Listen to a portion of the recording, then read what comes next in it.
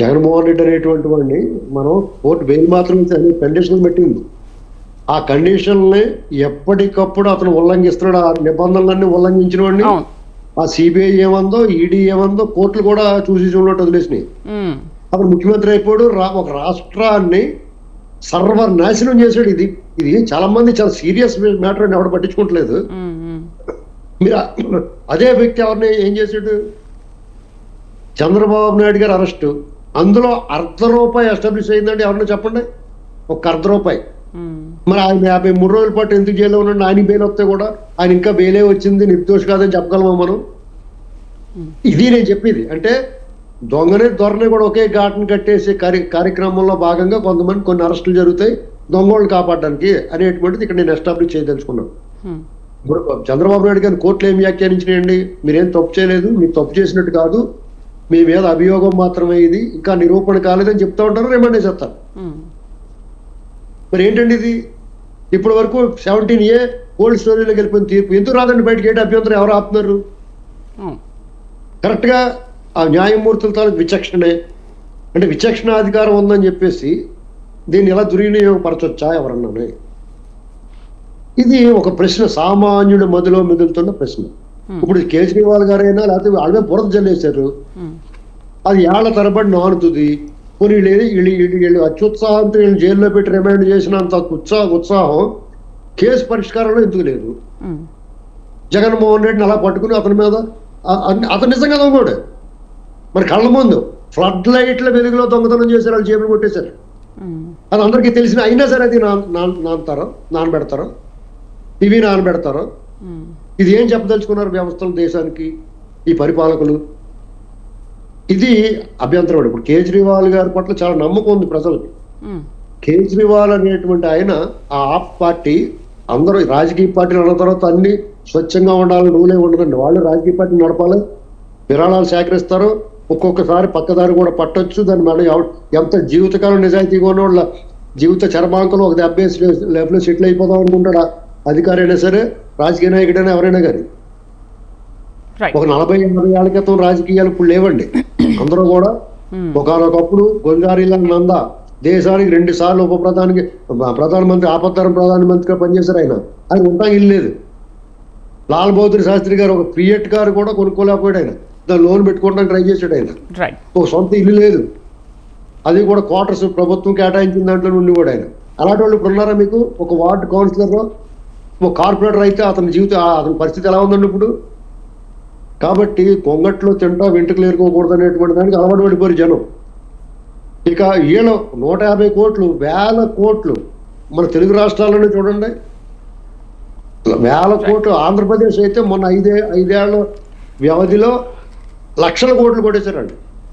దొరికినోడు తప్పేశారు, day night robbery చేశారు. మరొక అంశం మీద వెళ్దాం సార్. మనం నిన్న బుడమేరు, నేడు ఏలేరు నిర్లక్ష్యమే ముంచేసింది. ఇది ఏమాత్రం బాధ్యత లేని ప్రభుత్వం. ఏలేరు వరద ప్రాంతాల పర్యటనలో నిన్న వైఎస్ జగన్ పర్యటించినప్పుడు ఈ వ్యాఖ్యలు చేశారు. అంటే విజయవాడ ఎలా అతలకుతలమైందో అలాంటి నిర్లక్ష్యమే ఇక్కడ ఏలేరులు కూడా కనిపిస్తోంది అని అంటున్నారు.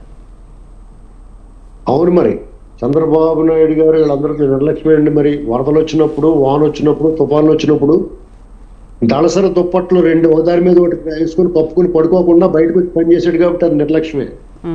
ఇప్పుడు జగన్మోహన్ రెడ్డి గారు మోడస్ ఆపరేషన్ ఏంటంటే, అతను భయంకరమైన తుఫాను వస్తే ప్రజల జీవితం అల్లకల్లోలం అయిపోతే అతను సినిమాకి వెళ్ళాలి. అలా సినిమాకి వెళ్ళలే చంద్రబాబు గారు. అన్నమయ్య గేట్లు కొట్టుకుపోయి 40 మంది జల సమాధి అయిపోతే, ఇప్పటికీ వాళ్ళ మృతదేహాలు ఆచూకీ లభించకపోతే అతను ఓఎస్టీ కుమారుడి పెళ్లిలో ఉన్నాడు. కేసీఆర్ గారు వాళ్ళతో పాటు కూర్చుని కౌరు చెప్పుకుంటా కూర్చుని విందు వినోదాల్లో ఉన్నాడు. ఆయన ఆ పని చంద్రబాబు గారు చేయలేదు. స్వయంగా వాళ్ళ బావమరిది 50 సంవత్సరాల ఉత్సవం, సినీ ఉత్సవం, once in a blue moon అన్నట్టుగా ఆ కార్యక్రమానికి ఆ తండ్రి కొడుకులు ఇద్దరు కూడా హాజరు కాలేకపోయారు, సొంత కుటుంబ సభ్యుడి కార్యక్రమానికి. అదే జగన్మోహన్ రెడ్డి అయితే అక్కడ కూర్చుంది, అన్ని ఏర్పాట్లు, ఆ లైటింగ్ అరేంజ్మెంట్ తనే మా స్తంభం ఎక్కి కట్టేస్తా ఉంది. అలాంటి అవకాశం తనకు ఉంటే. ఇలాంటి పరిస్థితుల్లో చంద్రబాబు నాయుడు గారి డిజాస్టర్ మేనేజ్మెంట్లో కానీ, క్రైసిస్ మేనేజ్మెంట్లో కానీ, ఇలాంటి సహాయ పునరావాస కార్యక్రమాల్లో కానీ పేరెట్టేవాడు, వేలెత్తి చూపగలిగినాడు ఈ దేశంలో ఉన్నాడండి. ఇలా పని చేయగలిగినాడు ఈ దేశంలో ఎవరైనా ఉన్నారా? సిగ్గుండాలి మాట్లాడడానికి. అంటే చావుల దగ్గరికి, మృతదేహాల దగ్గరికి విరినవ్వులు నవ్వుకుంటా, పిచ్చి చూపులు చూసుకుంటా, చేతులు పిసుక్కుంటా వెళ్ళి వాళ్ళు ఏ అసందర్భ ప్రలాపం పేలటం అనేటువంటి వాళ్ళకి అభ్యాసం అయిపోయింది. ఎదటి వాళ్ళ మీద బురద చల్లటమే అతని కార్యక్రమం అయిపోయింది. నువ్వు రూపాయి సాయం చేయవు, పులిహార పొట్టణం పట్టుకెళ్ళవు కూడా, ₹1 కోటి విరాళం ఇచ్చానంటావు. నువ్వు ఏ సామాజిక వర్గం మీద ఏడ్చేవో నీ బృందం, నీ గ్యాంగ్ ఏ సామాజిక వర్గం మీద ఏడ్చారో ఆ సామాజిక వర్గం విరాళాలు ఈ ప్రజల మధ్యకి ఎలా తీసుకొచ్చారో ఒకసారి చూసుకోవాలి, కళ్ళు విప్పి చూడాలా. అయితే సార్, అంటే వరదల సమయంలో సీఎం 10 రోజుల పాటు అక్కడే కలెక్టరేట్ లో ఉండి అక్కడే బస చేసి అసలు అందరికీ సహాయం అందుతుందా లేదా చూసి ప్రతి ఒక్కరికి చివరి వ్యక్తి వరకు సహాయం అందాలి అని చెప్పేసి అక్కడే ఉండి చేశారు.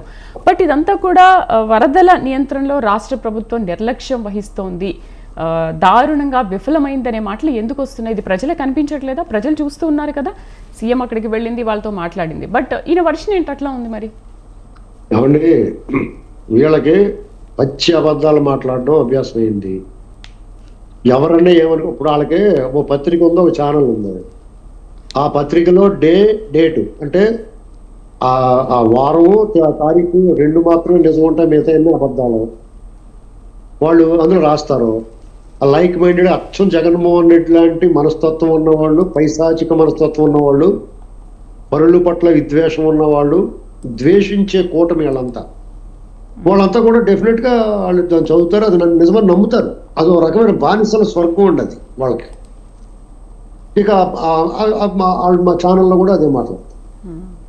ఇక ఎంతో కొంతమంది నమ్ముతారు కదా, ఒక 20%, 30% అతని లాంటి మనస్తత్వం. ఇప్పుడు భౌతిక శాస్త్రంలో ఒక సూత్రం ఉంది, సజాతి ధృవాలు వికర్షించుకుంటాయి, విజాతి ధృవాలు ఆకర్షించుకుంటాయని. కానీ ఇక్కడ జగన్మోహన్ రెడ్డి రాజకీయ దాంట్లో సూత్రం ఏంటంటే సజాతి ధృవాలు ఆకర్షించుకుంటాయి, లైక్ మైండెడ్ వీళ్ళందరూ కలుస్తారు. మీకు ఒక మాట చెప్తున్నా వినండి మేడం, జగన్మోహన్ రెడ్డి కావాలనుకున్నా రావాలనుకున్నా అతన్ని ప్రేమించిన వాళ్ళందరూ రోగగ్రస్తులు, మానసికంగా వైకల్యం చెందిన వాళ్ళు. ఎందుకంటే మీకు కరోనా వచ్చినప్పుడు దగ్గినా తుమ్మినా మిమ్మల్ని తీసుకెళ్లి క్వారంటైన్ చేసేసేవారు. వాడు ఎంత కావాల్సిన వాడైనా కరోనా వచ్చిందనుకంటే చేయి పట్టుకోవడం కూడా ఆలోచించేవారు. అచ్చం అలాగే వ్యవహరించాలి ఈ గ్యాంగ్ తోటి. ఈ రాష్ట్రం బాగుండాలన్నా, రాజకీయాలు బాగుండాలన్నా, సభ్య సమాజం తల ఎత్తుకుని తిరగాలన్నా, సభ్యత కలిగిన భాష వినాలన్నా వీళ్ళని మీరు దూరంగా పెట్టాలి.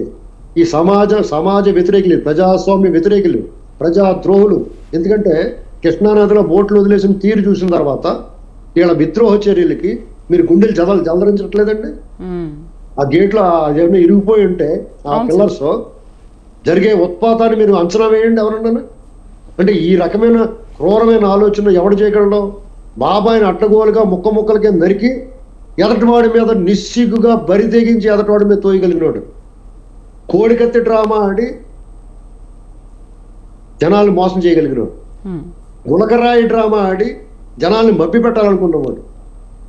ఇంత దుర్మార్గమైన వ్యవహారం చేస్తుంటే లక్షల కోట్లు కొట్టేసి 2004 ముందు జేబులో రూపాయలు లేక పైకి కిందకి చూసుకొని వాళ్ళు లక్షలాది కోట్ల రూపాయలు కొట్టేసి కంటైనర్ల ద్వారా విదేశాలకి తరలించేసి లండన్ పోతా ఉంటాడు. లండన్ పని ఏంటంటే కూతుర్లు ఇక్కడ రాకూడదు, ఇతనే వెళ్ళాలా, ఇక్కడ విచారణకు హాజరవచ్చు కదా. ముఖ్యమంత్రిగా ఉన్నప్పుడు నీకు డిప్లొమాట్ పాస్పోర్ట్ ఉంది, పెళ్ళే వచ్చి ఇప్పుడు రద్దు అయింది, అమ్మా నాకు రావడం కుదరట్లేదు మీరు రండి అని చెప్పాలి కదా. నువ్వు ముఖ్యమంత్రిగా ఉన్నప్పుడు హాజరయ్యేవాడు కాదు, ఇప్పుడు హాజరవ్వాలి కదా. అంటే వాళ్ళు రారు, ఇతనే 2-3 సార్లు వెళ్తాడు. ఇతను వెళ్తున్నాడు కదా, మళ్ళీ వస్తున్నాడు కదా అని ఇతనికి అనుమతి ఇస్తాడు. అలా అనుమతి ఇవ్వడమే తప్పు, అయినా అనుమతి ఇస్తారు. ఇక 3వ సారి అక్కడే ఉండిపోతాడు, ఇక రాడు. ఇక్కడ దొబ్బేసిన డబ్బులతో దేశం పెట్టుకుంటాడు. వీళ్ళ వీళ్ళ గ్యాంగ్ మొత్తం దండుపాళెం బ్యాచ్ మొత్తం తీసుకెళ్ళిపోయి అక్కడి నుంచి సోషల్ మీడియాలో, అక్కడి నుంచి టీవీలో అవి నడుపుతాడు, పేపర్లో. ఏం చేస్తారు మీరు? ఇతను ఇక్కడే బంధించాలా, జైల్లో ఉండాలా? అతను ప్రభుత్వం 5 సంవత్సరాల్లో రోజు 100 తప్పులు చేశాడు. ఈ ప్రభుత్వం కొంచెం మేనమేషాలు లెక్క పెడుతుంది కాబట్టి ఇతను ఇలాంటి పోవులు బయట తిరుగుతూ ఉన్నారు. ఆంధ్రప్రదేశ్ అనేటువంటిది ఒక పళ్ళ తోట, పూర్తిగా వనరులు ఉన్న రాష్ట్రం, సుదీర్ఘ తీర ప్రాంతం ఉన్న రాష్ట్రం. ఈ వనరులు ఎంత కొల్లగొట్టినా ఇంకా మిగిలే ఉంటుంది. దాన్ని ఇతను మ్యాక్సిమం దోచేసాడు. ఇవాళ చంద్రబాబు నాయుడు గారు వచ్చి ఇతను శిథిలాలయం చేసిన ఆంధ్రప్రదేశ్ని ఆ శిథిలాలు శకలాలు ఏరి దాన్ని ఏడ్చి కూర్చి పుచ్చు పురుగెట్టేసిన యంత్రాంగాన్ని అంతటి సరిచేసి మళ్ళా దారిలో పెడుతుంటే సిగ్గు శరం లేకుండా బుద్ధి జ్ఞానం లేకుండా వచ్చి వాళ్ళ మీద పొరచాలటం ఏంటండి? రైట్. వాళ్ళు పనులు చేసి కనీసం ఒక సంవత్సరం పాటు నోరు మూసుకుని ఉండాలి కదా. పోనీ నీలాగా వాళ్ళు వచ్చిన వెంటనే ప్రభుత్వ ధనంతో నిర్మించిన ప్రజావేదికను పొలగొట్టారా? వ్యవస్థ నిర్వీర్యం చేశారా? కక్ష సాధింపు చేస్తున్నారా? వాళ్ళు నిజంగా నీకు మళ్ళీ చేసి ఉంటే మీరు అందరూ తోలు తీసి ఎండేసి తలకిందులకి ఎలాడదీస్తారు. ఆ పని రైట్. చేస్తున్నారా? రైట్. ఇప్పుడు ప్రభుత్వం ఏలేరు విషయంలో తీసుకోవాల్సిన తక్షణ చర్యలు ఏంటి సార్? హలో, ప్రభుత్వం ఏలేరు వరదల విషయంలో తీసుకోవాల్సిన తక్షణ చర్యలు ఏంటంటారు? ఆల్రెడీ 178 కోట్ల విలువైన పంటను కోల్పోయారని చెప్పేసి అధికారులు కూడా అంచనా వేస్తున్నారు. వరి పత్తి పంట కూడా నాశనం అయిపోయిందని చెప్తున్నారు. సో ఈ నష్టాన్ని ఎలా పూడ్చుకోవాలి మరి ప్రభుత్వం? ఇప్పుడు ఖచ్చితంగా ప్రభుత్వం పంట నష్టపోయిన రైతులకి పరిహారం చెల్లిస్తుందండి. అది కూడా చంద్రబాబు నాయుడు గారు ఉన్నప్పుడు ఇలాంటి వరదలు రావడం వల్ల ఈ రాష్ట్ర ప్రజానీకానికి రైతులకు కానీ ఒక రకమైన అదృష్టం. ఎందుకంటే జగన్మోహన్ రెడ్డి అయితే వదిలేసిపోడే, ఆయన స్వయంగా పరిశీలిస్తాడు. కేంద్ర ప్రభుత్వం ఇవాళ ఎన్డీఏ ప్రభుత్వం ఉంది కాబట్టి అక్కడ ఇక్కడ కూడా వాళ్ళు కూడా సహాయం చేస్తారు. ఆంధ్రప్రదేశ్ను కోలుకునేలా చేస్తారు. ఇప్పుడే అసలు మూలిగా నక్కన తాడిపండి పడినాడు జగన్మోహన్ రెడ్డి లాంటి వాడు వచ్చి తప్ప చెరిచేసిపోయాడు. తిరిగి మళ్ళీ ఈ రకమైన ఉత్పాతాలు విపత్తుల మీద పడిపోయినాయి. కాబట్టి ఆంధ్రప్రదేశ్కి కేంద్ర ప్రభుత్వం సాయం చేస్తుంది అనుకున్నాను నేను. అలాగే చంద్రబాబు నాయుడు గారు ఎన్యూమినేషన్ జరుగుతూ ఉందండి. వాళ్ళు ఆ పంట నష్టాలను అంచనా వేస్తా ఉన్నారు. ప్రాణ నష్టం, పంట నష్టం, ఆస్తి నష్టాలకి ఎన్యూమినేషన్ చేసి అంచనా వేసి వాళ్ళు కేంద్ర ప్రభుత్వం నుంచి పోయిందంతా తిరిగి ఇవ్వలేకపోయినా వాళ్ళకి ఎంతో కొంత ఉపశమనం ఖచ్చితంగా చేస్తారని నేను నమ్ముతా ఉన్నాను. రైట్.